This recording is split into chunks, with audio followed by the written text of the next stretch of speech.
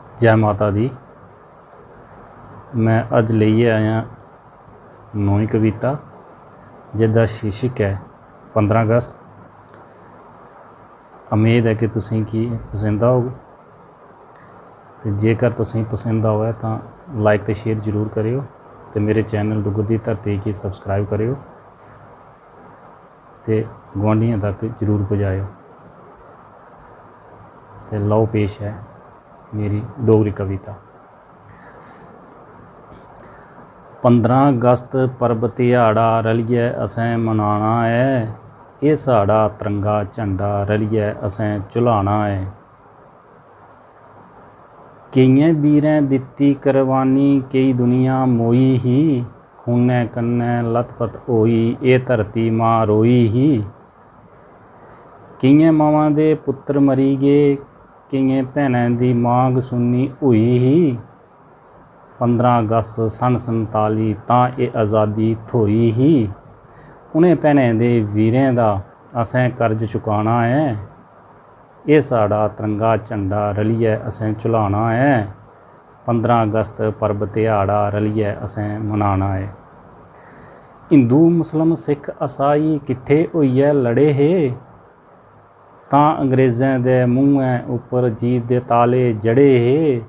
जलियांवाले बाग दे विच सीना तानी खड़े हे, अपने प्राणें दी परवाह नहीं कीती, देशे आस्ते मरे हे। उन्हें वीरें दी कुर्बानी की असें नहीं भुलाना है, ये साड़ा तिरंगा झंडा रलिए असें झुलाना है। 15 अगस्त पर्व ध्याड़ा रलिए असें मनाना है। गांधी नेहरू सरदार पटेल ने ये मुहिम चलाई ही, भगत सिंह चंद्र शेखर राजगुरु ने अपनी जान मुहाई ही। सुभाष चंद्र बोस ने आज़ादी आस्ते अपनी फौज बनाई ही, तां जाइए बड़ी मुश्किल कन्ने ये आज़ादी पाई ही। सारे देशवासियों की ये दिन याद कराना है, 15 अगस्त पर्व ध्याड़ा रलिए असें मनाना है, ये साड़ा तिरंगा झंडा रलिए असें झुलाना है। हिंदू मुस्लिम सिख ईसाई सारे एक बाग दे माली, बड़ी मुश्किल कन्ने थोई आज़ादी रखो इसे संभाली।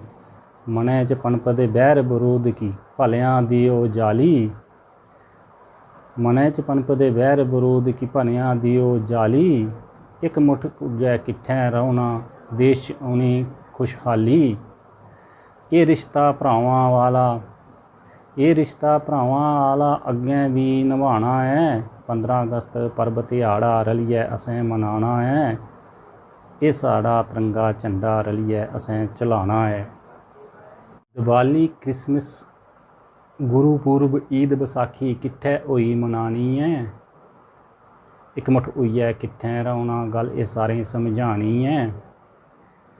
दुश्मन दे आखे लगी, दुश्मन दे आखे लगी नी अपनी पहचान मिटानी है। साढ़े लहूए दा एक रंग सब हिंदुस्तानी है, भारती दा ये स्नेहा घर घर पुजाना है।